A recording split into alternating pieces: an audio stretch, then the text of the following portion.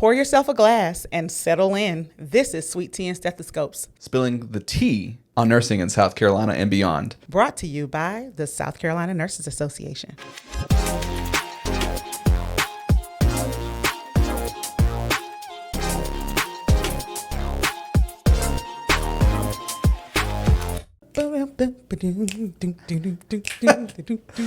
TK, Hey, how you doing? I am pretty good. Pretty I can't good. complain. Pretty good. Trying to keep our heads above water. What is it? Living the dream? Living the dream. Some man. days it's a nightmare. That's Most at times. days. At Oh, times. sometimes. But no, not most days. Most days are pretty good. I can't complain. They're mid. We got our sweet tea. Always. What are you drinking? I've got peach in mine. So I got a little lemonade in mine. So I'm sweet teaing with a little side of a Arnold Palmer, if you will. It counts. Yeah, it does count. It does. It's still tea. There we go. And we're about to spill it here. Got plenty to spill too. So we're doing a thing. We're having a baby. We are having a baby. I needed a baby, and we're making a baby together. We are. And what is this baby? So our baby is Sweet Tea and Stethoscopes. It is the core of who we are, coming to your homes, coming to your phones, coming to your laptops. Right, your commute to work. Wherever you're Your coming workout. from, we're there. Yeah. We're there. So yeah, we're birthing this baby together. I'm kind of excited. And we are the South Carolina Nurses Association, or rather representing the nurses of the state of South Carolina. I think, what's our last number? We're right on the cusp of 90,000. 90,000 nurses in the state of South Carolina as of fall of 2025. Yeah. That's amazing. You know, of course, all those nurses, some of them may be working in the state, some of them may be working, locums or doing other things. But as far as licensed nurses in this state, so almost 90,000 of them. It's amazing. That's It's amazing. Largest healthcare workforce. It is. Period. No one comes close to the Period. power of nurses. And The yet, strength, the numbers. And yet, we haven't tapped into that power yet. So I think that's some of the things we're going to try to hopefully get done here on Sweet Tea and Stethoscopes, is help people to tap into that power and figure out why it's so important. Right. So the whole point of this podcast is to really just take those voices that are often unheard from the bedside, from the clinical education perspective, or that could be even APRNs. It could be midwives. It could be clinical nurse specialists, RNs. It could be those who are working in doctor's offices, in hospitals. There's no reason why those voices can't be LPNs, Right. CNAs. It's all nursing. And nursing students, I was going to say, LPNs, nursing students, students. RNs. If you have any connection to nursing, I think that at some point in time, we're going to make sure we tap into you, because this is for all of us. It's not just for one subset of nursing, because I really think that we have kind of lost ourselves in nursing in general.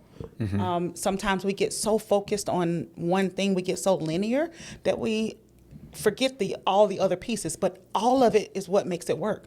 So we need every voice. We want to hear every voice.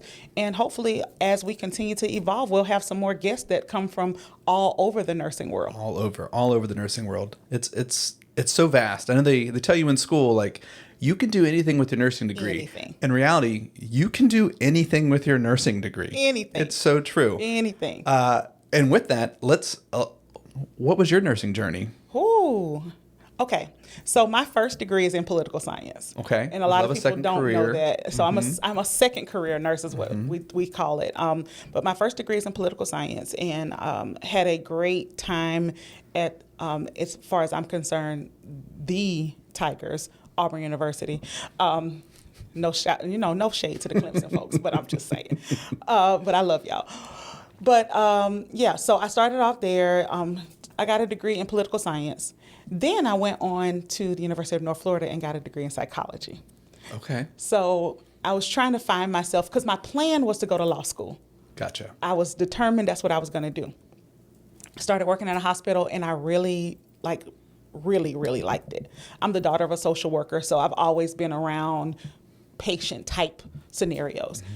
So I'll start working in this hospital, find that I love it, decide to go back to school, and I'm going to go get an associate's degree in nursing. And that's what I did. So I went and got my associate's degree. I was working as a CNA at the time, so it was a easy transition. I would work on Saturday and Sunday. I would go to school Monday through Thursday, and I would pick up like every other Friday. And as I got closer to the end of my program, that's when we could give our shifts away because we had plenty of people. So I would be auctioning off my shifts. Anybody want a shift? Anybody want to work? Because I was still studying, trying to get ready for NCLEX and all that. Right. So started off with that part of that, took my NCLEX 92 questions. And I remember because I got one wrong, and the one that I got wrong was a cardiac question, and I knew it was wrong when I did it. And the next question was, which one of these is a healthy fat? Now, I've been a nurse a long time, and I still remember this. Which one of these is a healthy fat? A banana, a pumpkin, a piece of pie, and an avocado. I mean, pretty simple, right? Right. But I knew that cards question took me all the way back down. So I think I probably would have done it in 75 had I not just totally bombed that one question. But that's okay. I always tell people, nobody asks you when you become a nurse, how many questions did you, other than other nurses, because we just like to banter back and forth with each other. But nobody asks you in the bedside to say, well, how many questions was on your NCLEX? They don't care. Not a single. They don't never. care. And I also even tell students, A means nurse, B means nurse, C means nurse.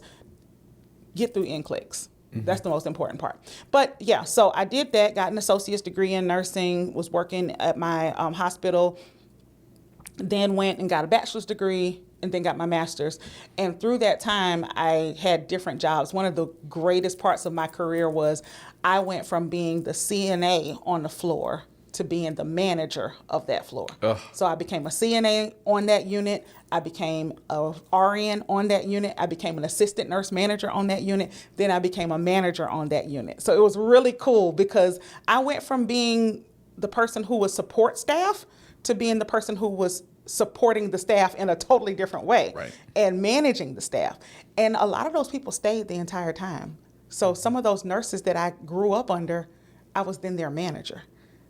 Wow. Yeah, it was an interesting dynamic. What a glow up, what a progression. Yeah, it was good. It was, it was one of those things that I didn't even realize what was happening as it was happening. I really didn't realize it. It was just me doing the work. I was just doing it. I wasn't thinking about what's next. I was just thinking about how do I give my best to the profession. So I did that. Then I became a med-surg director in the same hospital. And then I love that place. When did you sleep? I don't know. 1990. But I went and became the med-surg director and did that for a little while. Loved that, and then had an opportunity to become a chief nursing officer. So I likened my story from CNA to CNO over the course of about a decade and some change in a career. So that was pretty awesome. Wow. And then all of a sudden my dream job opened up. And people will say, why is this your dream job? So I'm the executive director of the South Carolina Nurses Association, and I have the benefit and the privilege of marrying two of the things that I love. I told you I have a degree in political science, and I'm a nurse. So I get to do health policy for a living. It's not much better than that for me. It's like I hit the gold mine. And the person who had been in the role prior to me, I will always give credit where credit is due.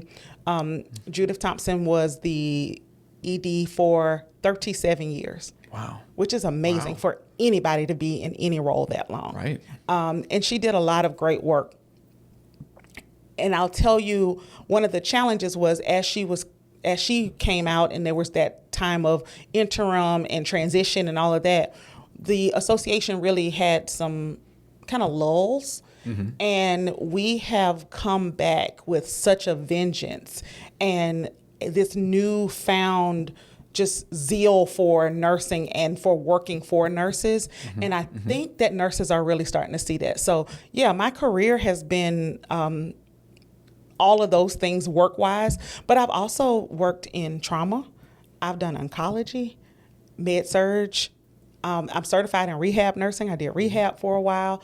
Hospice is one of my happy places, and a lot of nurses are like, oh, you like hospice? I love hospice. Hospice is great. Because I love helping people in that transition time. It's really, it's kind of, I don't know, it's heart-wrenching, but it's also heart-filling all at the same time. It fills my heart. It's an honor. It really is. To It's be a privilege. That provider in that moment. 100%. And that there's so much vulnerability and finality. Oh, yeah. And And also, then after that, then you become the bridge to what is your new normal. Because when you work in hospice, you realize that you take care of the patient, but then after the patient has transitioned, you're still taking care of that family. Family is so important. Yeah, so it's one of those things that does my heart good. It fills my cup up, and I just love it. So I've done a little bit of everything. Like I said, I even did some Medicare and Medicaid reimbursement work for a little while. Okay. I've done a little I bit didn't of know everything that. in nursing. Yes, Okay. very short stint in that because I realized I miss people.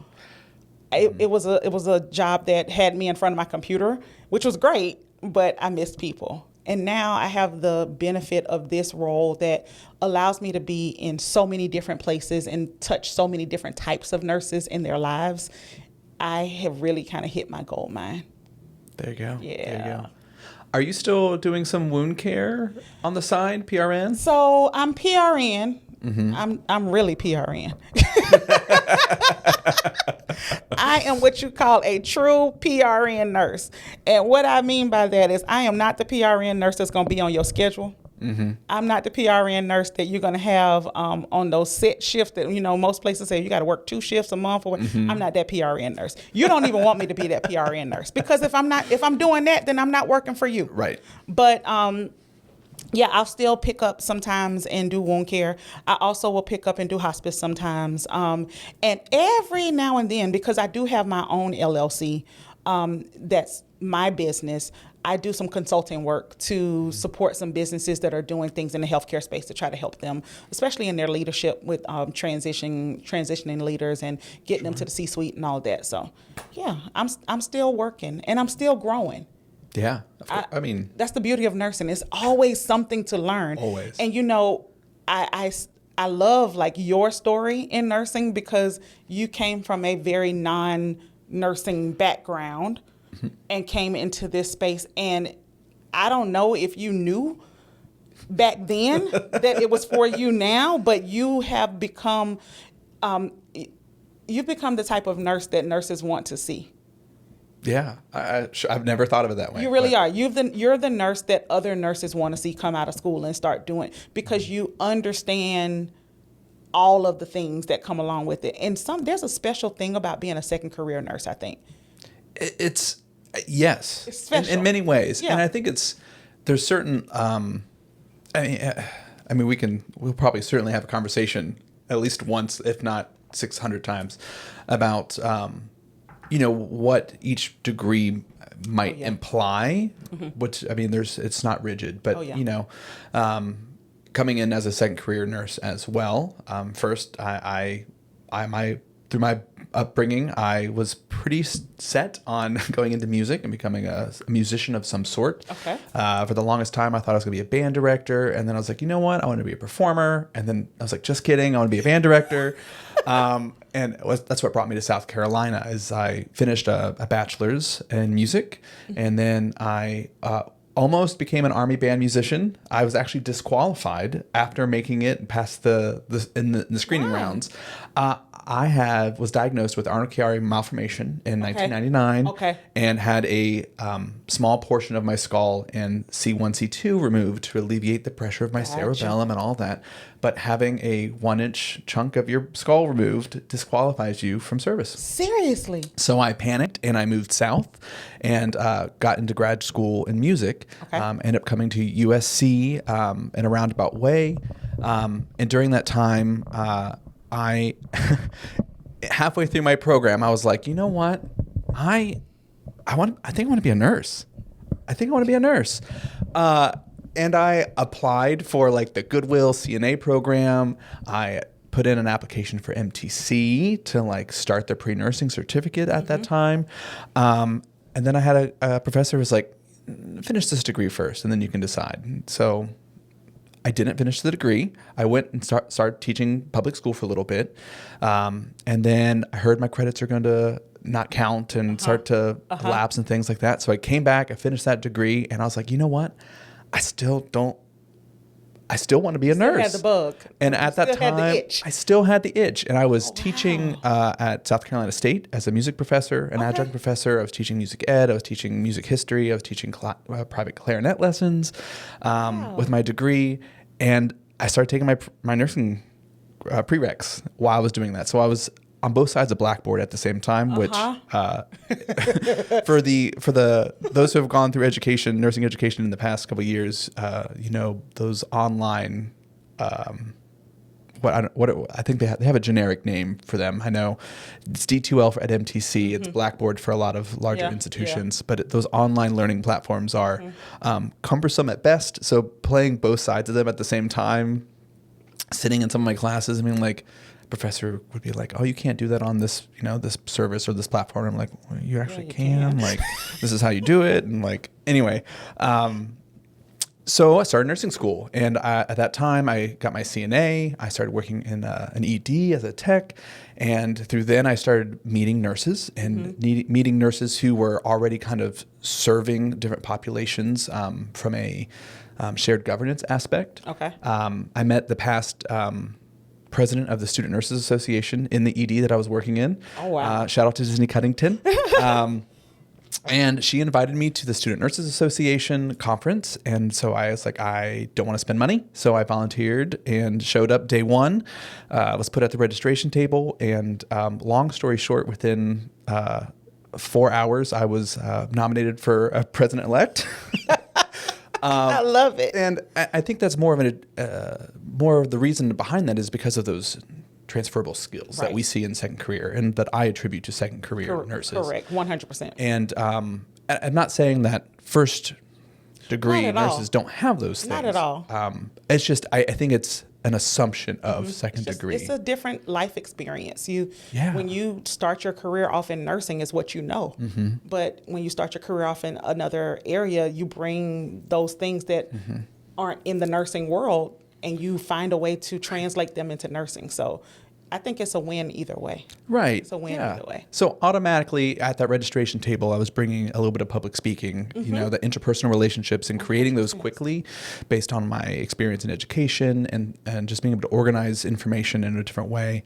Obviously, I attribute a lot of my musical training to nursing itself as like a skill base that you take and you improv while at the bedside or while you're playing. You're listening to your colleagues, you're listening across, you're getting direction from the conductor while you're still putting yourself in your own practice into your performance. I love that. It is a direct, to me, it's a direct parallel. I feel like that's a whole episode by itself. It could be. The intersectionality of music and nursing. Music and medicine. Oh, look at you. Oh, it's great. Look at you. I love that. I think that would be spin-off series, right? Yes, I think that we're working. That's another one to work on. But I love that. And now you got through that nursing program. So I ended up. I reapplied to MTC, right? And so I was in MTC's pre-nursing program. Okay. So I reopened the application from 2016 and 2021, and then I ended up transferring from MTC to USC's master's entry program, which utilizes a degree in something else. For me, music had no common prerequisites, so I had to retake all those, or take them for the first time. So I did the MEPN program, and through then I served as the state president of the Student Nurses Association, as well as I joined the National Student Nursing Association Board of Directors as a representative of all the state association presidents. It was great. It was a fantastic time. I learned so much. I got thrown in. I feel like I probably got the opportunity to learn more about nursing and nursing advocacy, population health, and just a whole slew of problems and opportunities of growth within the nursing community before I was even contributing to the community itself. That's a really kind of cool way to have segued your way into nursing. It was certainly different, and it's unfortunate that not everyone can get that same opportunity, but it was certainly my unique path, your journey into nursing. I love it. And now, where are you officially 366 days. Yes. 366 days at bedside in a surgical trauma ICU. I did my capstone in the cardiovascular world, and I really enjoyed that. But I shamefully love some blood, guts, and gore. And I also like to be in that transitional space. I found that I really enjoy the hospice order sets that I see, and those palliative consults and things like that. And, Yeah. And it's funny when you say, enjoy it, because I said it too. And some people would think, oh, well, God, that's morbid. But it's really not. It's such an an honor. It's Yeah, an honor it really is. and as a new grad on a level 1 trauma unit, I think one of my strengths that I bring to the table as a second career nurse is that ability to create interpersonal connections quickly, and to help families understand what's going on with their loved one when that loved one themselves can't tell them what's going on. And without a doubt, in STICU, like, that is vital, because most of those people are hanging on, for lack of a better way to say it, hanging on for dear life. And those families are traumatized, they're stressed, they're concerned, and the fact that you have those soft skills, those transferable soft skills, is essential, I think, because then you're the bridge for them. Right. And most of the time they need us in that space. Yeah. Yeah. I enjoy it. I enjoy being that bridge. Yeah. And it's, like you said, it's not in a morbid sense. It's it's certainly in a honored to have the privilege and the ability to be helped in those situations. 366 days. 366 days. And you still love nursing. Still love nursing. Awesome. I had to ask. Yesterday I was celebrating 365 days, and the charge nurse looked at me and she asked, how many more years it got in you? You got your first one down, and I was like, I don't know. We'll see. I mean, that's the beauty of nursing. Exactly. I could be a nurse doing something that looks completely different next week, next year, 5 years from now.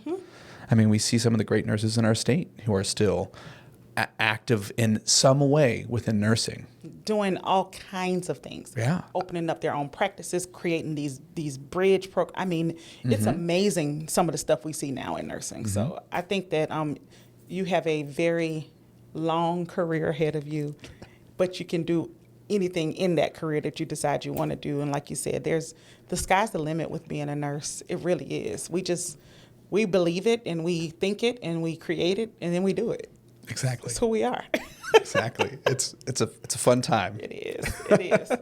Well, I love that we have kind of shared with the audience who we are, because sometimes, you hear these podcasts or you hear these videos and you're like, well, who are these people? Like, what makes them tick? Right. And exactly. Who are they? Like, right. Because you can talk about the podcast all day, but who are we at our core? I think at our core, we are, number one, we're nurses. We're compassionate people, people who care about our communities. We are people who believe in the work of nursing. And a lot of people don't really get that part. Even nurses. Shameless plug. The reason that the South Carolina Nurses Association exists is to work on behalf of nurses.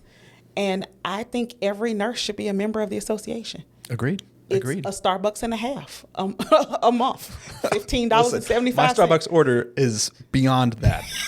Me and my Trenta, right now, pumpkin spice cold brew, and my little loaf and my little breakfast burrito. 17 what? Oh, at least. Oh my gosh. I don't even look anymore. It's auto reloaded. It's bad. It's bad. I get it. I'm not judging. Zero judgment here.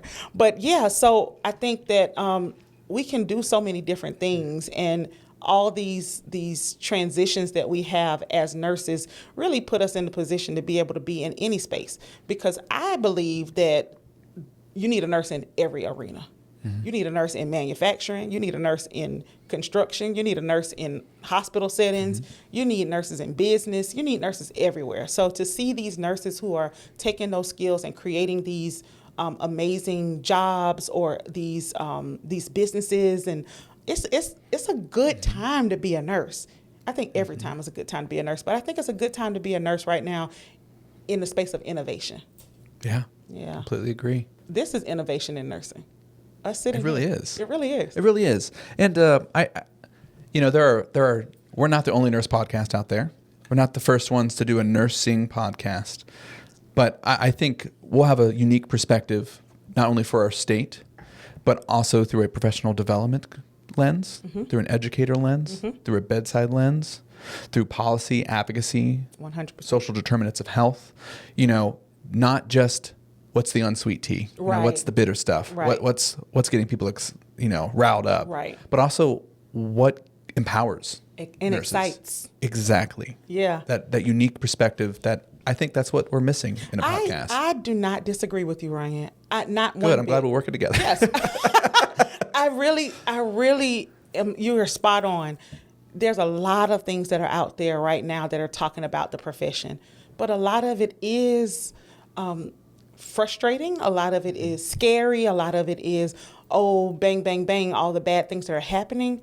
But as much as we do want to share those things, because we have to share them in order for us to do better. We got to face where we are.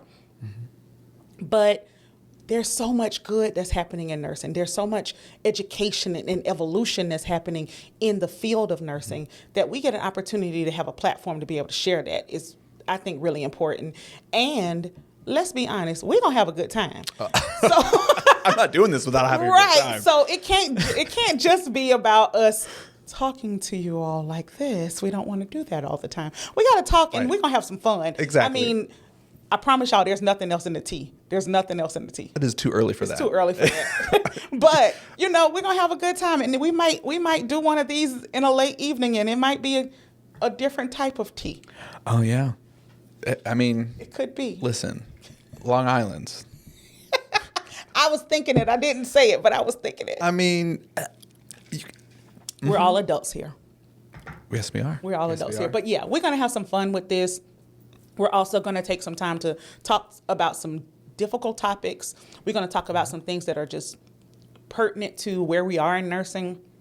We're going to have some conversations about what's happening in the political space. And our goal really is to talk about how do these things boil down to impact nursing. So I do want to make sure people know that, yeah, we're going to talk about what's happening with CMS. We're going to talk about what's happening with HHS. We're going to talk about what's happening in National Institutes of Health. We're going to talk about those things because sometimes as nurses, we don't realize that those things impact what we do every day. Affect our practice, affect our patients, affect how we get paid, I was going to say and how patient. much we get paid. Correct, because the reimbursement comes from your government. Exactly. Your ratios, what you can and cannot do at the bedside. Correct. What you can and cannot say at the bedside. Correct. There are so many things that if you were unaware, you would feel helpless against. Oh, yeah. So, I mean, we could do some root cause analysis on some of this stuff and kind of figure out what's going on. And I think that's ultimately our goal. Yeah, we're just going to work. We're going to work. We're going to work. How are we spelling work? I can spell work. We can work, honey, or we can work. And I think we can do both. We can do both. We can do both. We can do But I both. think that, yeah, we're going to figure out how do we find ourselves in all these spaces. And have some fun guests, have some fun conversation, have some difficult conversations, some that totally don't align with who we are and what we believe.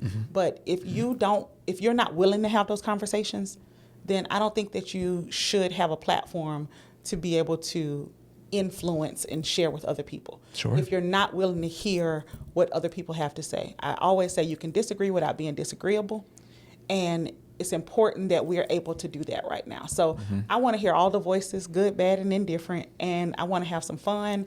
And most importantly, support the nurses of South Carolina. You keep showing up, we'll keep showing up. There we go. And we're going to talk about nursing and all the things that make nursing so great. I love it. Yeah. I love it. Thank you all for joining us. Until next time. We are Sweet Tea and Stethoscopes, brought to you by the South Carolina Nurses Association.